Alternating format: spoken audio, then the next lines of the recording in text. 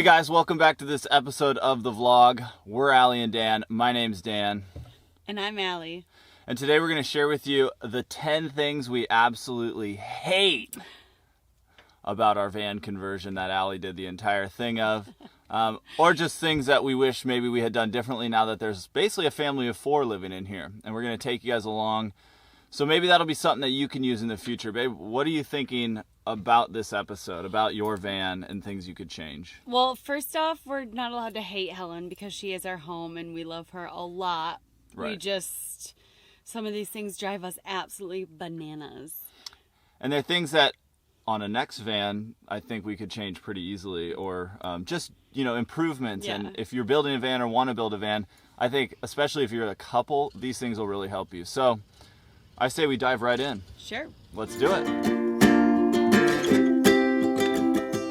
We got everything here, at least to stay alive, and the time that we share makes it. Okay, so for those of you who don't know, this is Helen. She is a 2019 Ram ProMaster 2500 with a 159-inch wheelbase. I built her out all by myself, and it took me 13 and a half months, which is crazy. She's very well loved, and this is the 5th van I've lived in, so the spacing and layout of her we do love because I've lived in other vans, and this was what I decided to go with. We'll dive right into the first thing, though, is I didn't really think fully through when I was putting in the switches for all of my electrical, which I did have help with. My main light switch here, and a thermostat, which is fancy, and the garage lights here. But under these cabinets, I have more switches that I need to use frequently. Mainly the water pump. I would like to have this water pump up somewhere where I could reach it. I also have the switch for my heat, and I have another switch just under another bench. So for me to turn the heat on, I have to do this whole rigmarole, and it's kind of a pain in the butt. So I would put all of my switches in one central location outside in an accessible place. Yeah. How's my hair? Beautiful. Should I be groomed by you some more? No. Allie put oils, water in my hair before this episode, so hoping it's presentable for the vlog. The thing we would change, number 2, and this is something we both deal with all the time, is I wish Allie had put this drawer on sliders. And if you're going to have drawers in your van, you definitely want to have easy motion with the drawers. And I'm going to show you why right now. So this drawer basically just kind of is a wood on wood situation, right? Basically. So it pulls out really great. But we're in here all the time. I mean, this has got all of our main spices, cooking spatulas and whatnot. It's like everything we need to cook a meal is in here. And then when we go to push it in, wow, it actually worked that time.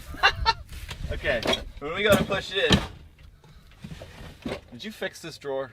No. Usually, there we go. Usually it gets stuck right here. A lot of times if the seat's back, I think the seat's forward a little bit right now because we're getting in there. So always use sliders in your van. It basically comes down to buying the right parts so that when you're living in your van full time, it's really easy to access the things that you're going to use a lot. So basically what it comes down to is don't be lazy.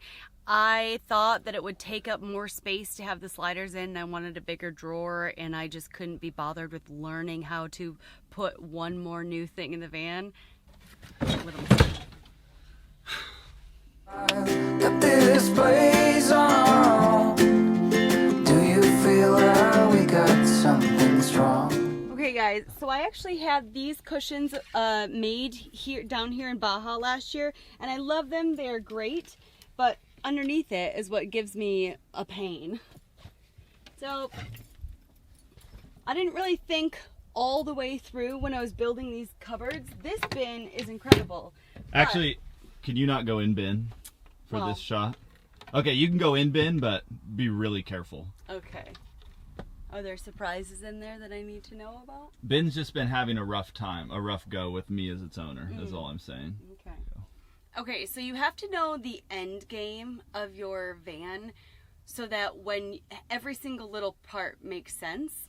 So I put the bench back on hinges so I could lift them off. and get them out of the way. Fantastic idea, because then you can lay things all the way down flat here if you need to. But what we typically have is surfboards or bags or stuff laying on this bench, meaning we have to open up the back, pull that stuff out before we can lift this up to be able to get to the batteries. It's a huge pain in the butt. We have the same issue on the other side over here.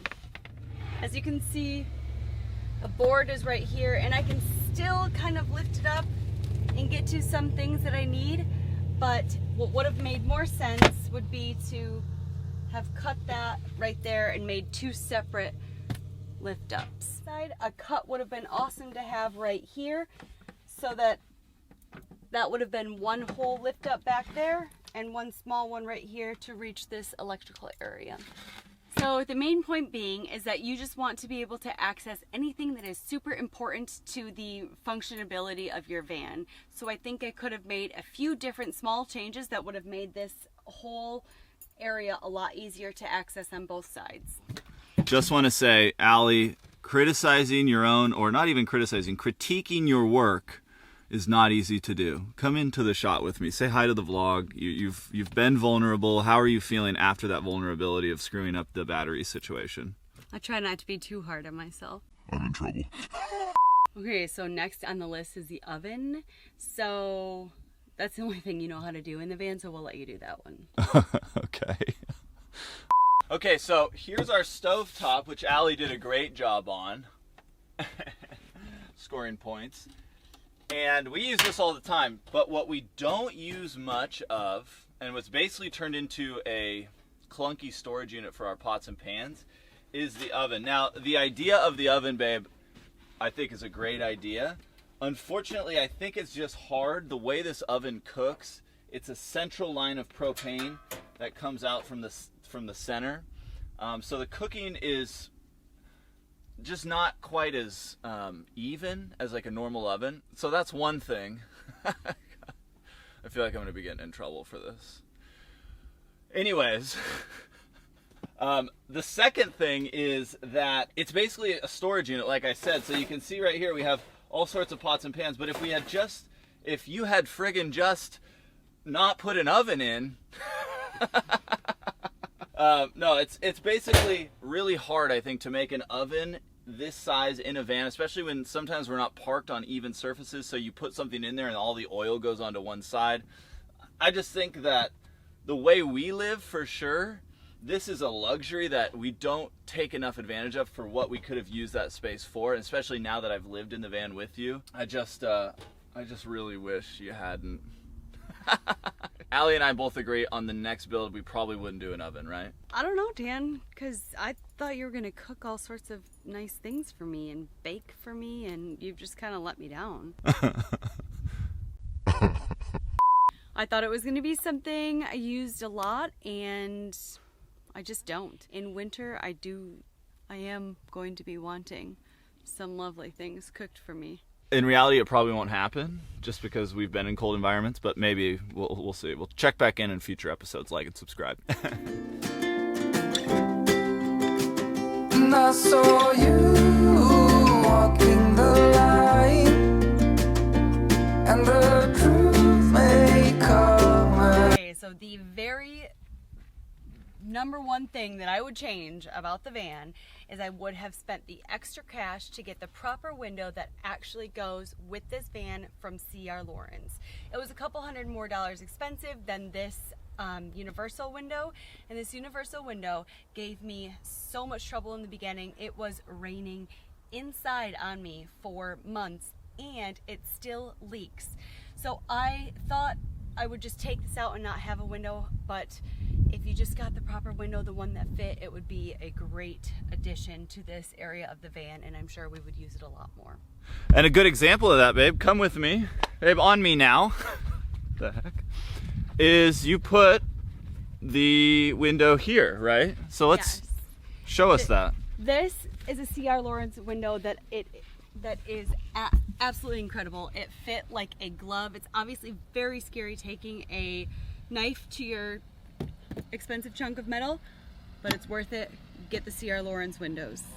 Okay guys, so this is our fan that we have that Allie put in. I mean, I wish I knew you back when you did this, because I seriously can't believe you did this. But anyways, this is, what is the name of this brand? This is a piece of crap. Oh yeah, this is a Fantastic, yeah.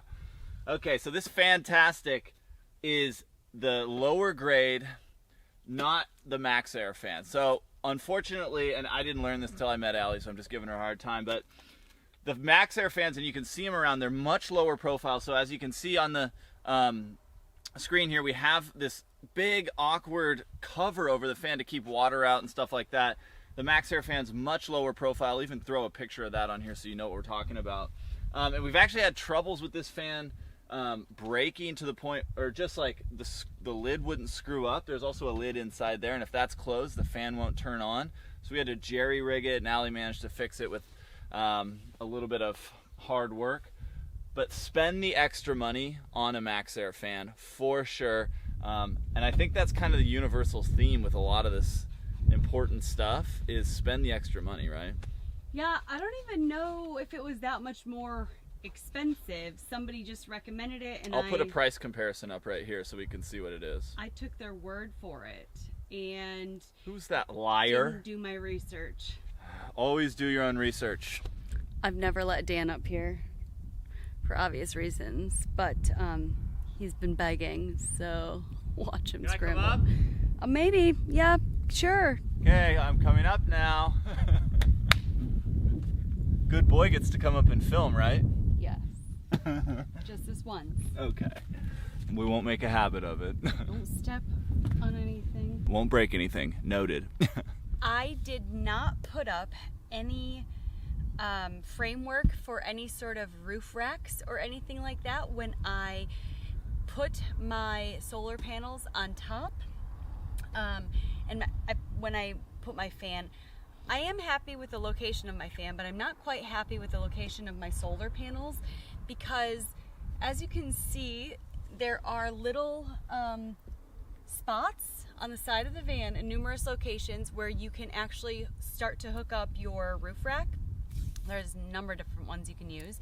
And if I were to do that, I will have to move the solar panels. I wish that I could put a roof rack on for a number of different reasons. We are growing and we have a few more items, and it would be nice to be able to keep some stuff up out of our way up here. But without planning for that or knowing that that was going to happen, I just willy-nilly laid these up here and wish that I would have thought that through a little bit. Plan for like additions you might want to make down the road. Let's say you're living in your van for a year and you meet a guy, and all of a sudden you get, I mean seriously, you get someone else in your van, you've got more gear. Like we could really use, especially we could really use that extra space. And we could really use that extra space, especially with the height of this stupid fan, this Fantastic, I wouldn't say lives up to the name. It's already really high, so we like are still worried about clearance because of this fan dome. I think I've priced out exactly kind of what I want for roof racks and all that situation. And unfortunately, back in the day when I was building this, I didn't have an extra $4,000, and it was going to cost me $4,000 to do what I wanted with the ladder and the cross rails and the racks and the whole shebang. So I was like, I'll do that later on down the line. Didn't think about this at the time.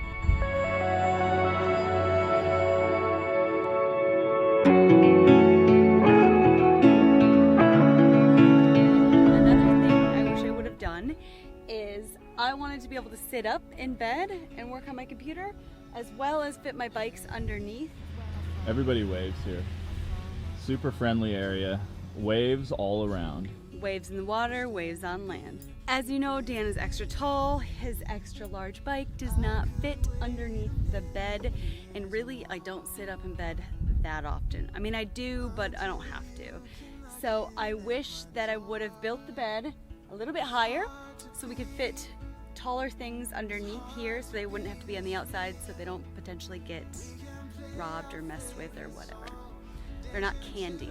I agree with Allie completely. Now that we're driving around without our bike rack on, while we have some extra storage space, it is so much nicer driving Helen. So if we could have both bikes in there, and we could definitely finagle the gear around and move some things around to make that possible, that would definitely be a numero uno. Try and avoid having things on the outside of your van unless they're like really secure. Okay, so one of the last things that I wish I would have done differently is put in a different heating system. I had a friend encourage me to do this heating system, and it's just not perfect for what we use it for. So it allows us, I have a propane tank in here that heats water through pipes, so a hot water heater, which then keeps the inside of the galley warm, but it keeps it at like a 60, 65, which is just not warm enough. Not even 65. When you are like skiing. I want to be like hot. Yeah.